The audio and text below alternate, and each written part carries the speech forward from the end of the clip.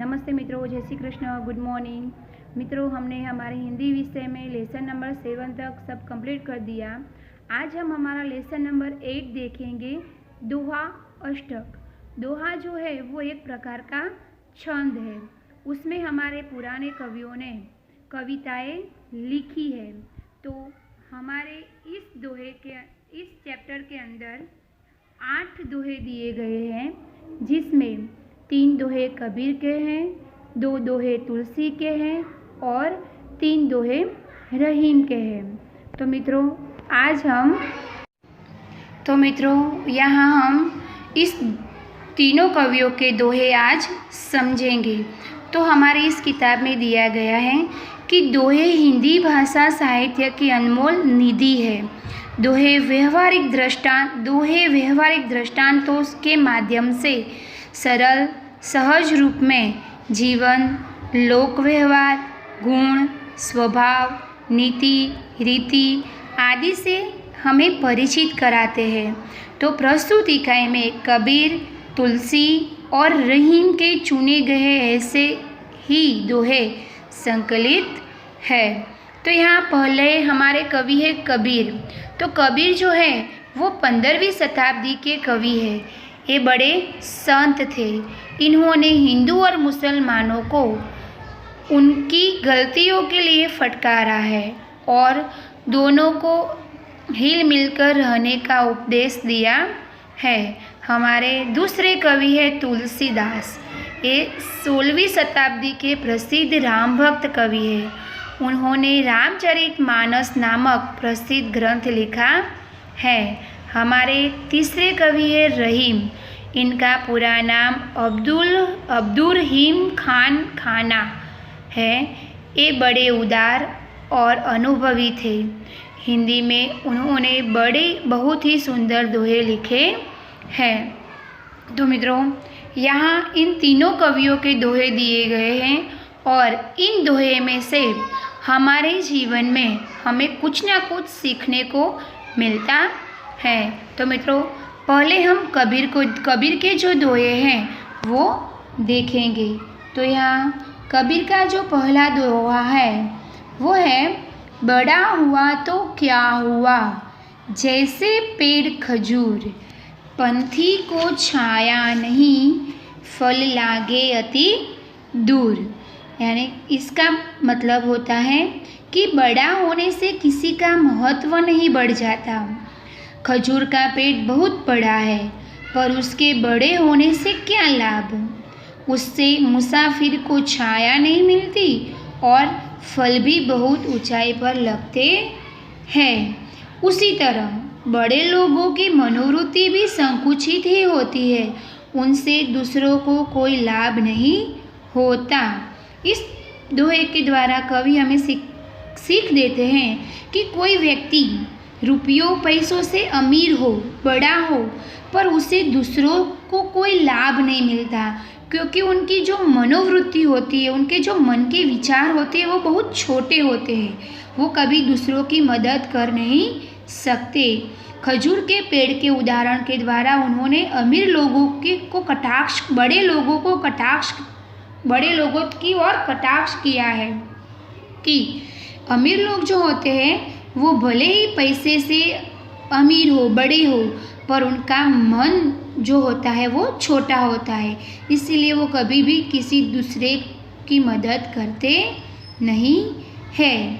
जिस तरह खजूर का पेड़ बड़ा होता है पर कभी भी मुसाफिर को उसकी छाया नहीं मिलती है और उसके फल भी हमें आसानी से प्राप्त नहीं होते हैं, उसी तरह बड़े लोग भी हमें कभी भी मदद नहीं करते हैं। दूसरा दोहा है उनका, साधु ऐसा चाहिए, जैसा सूप सुभाए, शार शार को गही रहे, थोथा दे उड़ाए। सूप सुभाए, सूप यानी अनाज साफ करने का एक साधन, जिसे हम गुजराती में कहते हैं सुपड़ू। सुभाए, सुभा यानी स्वभाव, शार यानी तत्व, असली वस्तु, और थोथा यानी निकम्मी चीज, कचरा। तो यहाँ कबीर जी कहते हैं कि साधु पुरुष यानी कि सज्जन पुरुष, साधु पुरुष जो है वो सूप के स्वभाव वाला होना चाहिए, क्योंकि सूप जो है वो सारयुक्त वस्तु, अच्छा अनाज ग्रहण कर निसार वस्तु यानी कि कचरे को बाहर फेंक देता है। तो साधु पुरुष भी साधु का वेश जो धारण करने से, यहाँ कवि क्या कहते हैं कि साधु का वेश धारण करने से कोई साधु नहीं बन जाता। साधु वह है जिसकी बुद्धि शुद्ध हो, जिसके विचार शुद्ध हो, जिसके अंदर विवेक हो। साधु का स्वभाव सूप के समान होना चाहिए। सूप अनाज को अपने पास रख लेता है और कचरे को बाहर फेंक देता है। उसी तरह साधु पुरुष भी ज्ञान की बातें ग्रहण करता है और जो कचरा होता है, जो व्यर्थ की बातें हैं, उसे वो ग्रहण करता नहीं है, उसे वो ग्रहण नहीं करता है।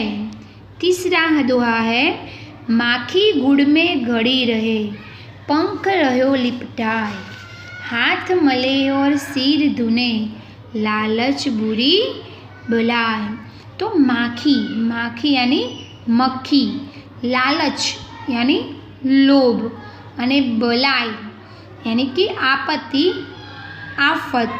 तो मक्खी जो है वो गुड़ खाने के लिए गुड़ पर बैठती है, गुड़ यानी गुड़, और उसमें फंस जाती है। उसके पंख गुड़ में चिपक जाते हैं। फिर वह कितना भी पछताती है और हाथ मलती रहती है, उससे छुटकारा नहीं मिलता। सचमुच लालच बुरी बला है। हाथ मलना यानी पछताना, सिर दुनना यानी उसका अर्थ भी पछताना होता है। यहाँ माखी के उदाहरण के द्वारा कबीर जी हमें कहते हैं कि जिस तरह माखी गुड़ खाने की लालच में पड़ती है और उसमें चिपक जाती है, कितनी भी कोशिश करे उसमें से निकल नहीं पाती और उस गुड़ के अंदर ही उसका नाश हो जाता है, उसका अंत हो जाता है, वो मर जाती है चिपक कर।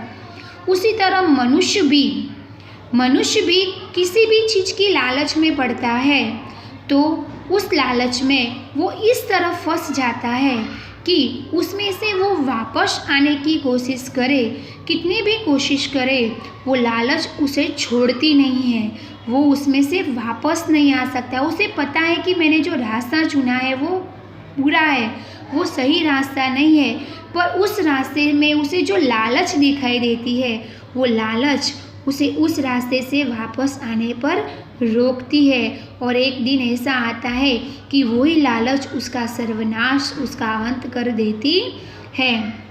तो लालच एक ऐसी चीज़ है कि वो बहुत एक बुरी चीज़ है, जिसमें से एक बार फंस जाने से उसमें से हमें छुटकारा मिलता नहीं है। हम कितनी भी कोशिश करें, कितने भी पछताए, हम उसमें से छुटकारा हमें उसमें से छूट नहीं सकते, उसमें से हमें छुटकारा नहीं मिलता है। अब यहाँ कबीर के दोहे हमने देखे, अब तुलसीदास जी के दोहे यहाँ दिए गए हैं। तो तुलसीदास जी का पहला दोहा है, तुलसी इस संसार में भांति भांति के लोग। तुलसी इस संसार में भांति भांति के लोग, सबसे हिलमिल चालिए नदी नाव संजोग। तो यहाँ कवि कहते हैं कि तुलसीदास जी कहते हैं कि इस संसार में तरह तरह के लोग रहते हैं, हमें सबके साथ हिल मिल कर रहना चाहिए, जैसे नदी और नाव का संयोग।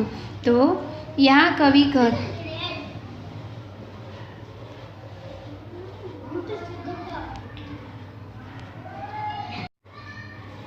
यहाँ तुलसीदास जी क्या कहते हैं कि हिलमिल कर रहने से, एक दूसरे के साथ मिलजुल कर रहने से आपस में प्रेम भाव बढ़ता है, किसी से वैर विरोध नहीं होता, सब एक दूसरे को सहयोग देते हैं। तुलसीदास जी इसलिए नदी और नाव के सहयोग की तरह सबसे हिल मिल कर रहने के लिए कहते हैं कि जैसे नदी और नाव, नदी जो है वो नाव को दूसरे किनारे तक पहुंचाती है, यानी कि नदी और नाव के सहयोग की तरह हमें भी सबसे हिल मिल कर रहने की सीख मिलती है। यहाँ तुलसी का दूसरा दोहा है, तुलसी हाय गरीब की कबहू न खाली जाए, मुए ढोर के चाम से लोहा भस्म हो जाए। तो यहाँ तुलसीदास जी कहते हैं कि गरीब को कभी सताना नहीं चाहिए, गरीब की हाय, उसकी बदुआ लेने से हमारा नुकसान होता है। जब मरे हुए पशु के चमड़े से बनी धोकनी से लोहा जल जाता है, धोकनी मुए ढोर के चाम से, लेकिन जो मृत्यु, जिस पशुओं की मृत्यु हो जाती है तो उनके चमड़े से एक चीज़ बनाई जाती है जिसे धोकनी कहते हैं, और उस धोकनी से लोहे को भस्म किया जाता है। तो इस मरे हुए ढोर के चमड़े से बनी धोकनी से जिस तरह लोहा भस्म हो जाता है, उसी तरह किसी गरीब व्यक्ति की बद्दुआ से हमारा सर्वनाश हो जाता है। इसीलिए कवि कहते कि जब मरे हुए पशु के चमड़े से बनी धोकनी से लोहा जल जाता है तो जिंदा गरीब व्यक्ति की हाय क्या नहीं कर सकती, वह तो सताने वाले का सर्वनाश ही कर देती है। इसलिए किसी गरीब को सताना नहीं चाहिए, उसकी हाय कभी नहीं लेनी चाहिए। तो मित्रों, यहाँ हमने कबीर और तुलसी जी के दोहे देखे। अब हम अपने अगले वीडियो में रहीम के दोहे देखें।